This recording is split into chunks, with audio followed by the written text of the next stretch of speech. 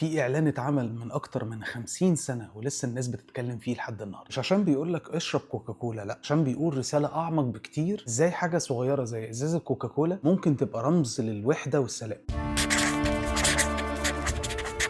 نرجع بقى لسنة 1971، العالم كله كان خارج من حروب وصراعات. أمريكا مثلا كانت لسه متبهدلة من حرب فيتنام، في أوروبا كان في توتر رهيب سياسي. وسط ده كله شركة مشروبات غازية قررت تعمل إعلان، بس الإعلان ده ما كانش عادي. جابوا شباب وبنات من أكتر من 40 جنسية، وقفوهم على تلة في إيطاليا، وكل واحد فيهم لبس لبس تقليدي وبدأوا يغنوا سوا بأغنية بسيطة جدا.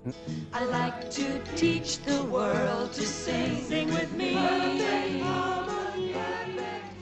الناس اتخضت، ايه علاقة المشروب الغازي بالسلام العالمي؟ بس الحقيقة ان كوكاكولا ما كانتش بتبيع المشروب، كوكاكولا قررت ساعتها ان هي تبيع الاحساس. فجأة الاعلان ده قلب ترند، وما كانش فيه سوشيال ميديا ساعتها. الناس ساعتها اشترت ملايين الكاسيتات علشان يسمعوا الاغنيه بالراديو. الاغنيه كمان وصلت لمرتبه كبيره جدا حتى في البلبور. الاهم من كده ان كوكاكولا اتحولت من مجرد براند بيبيع مشروب غازي لشركه بتوحد العالم كله على القمه. اتعلم ايه بقى من القصه دي؟ ان التسويق مش المنتج اللي في ايدك، التسويق هو المشاعر اللي في قلب الجمهور بتاعك. لما تبني براند ما تركزش قوي انك تشرح المنتج بتاعك، بس ركز على الاحساس اللي المفروض الجمهور بتاعك هيعيشه. كوكاكولا بقت البهجه، فرح، اللحظه اللي الناس عايزه تعيشها. وده الدرس اللي انا اصلا مؤمن بيه. المنتجات بتتنسي لكن الاحساس عمره ما بيتنسي. عشان كده الاعلان ده اتعمل من 50 سنه ولسه بنحكي فيه لحد النهارده.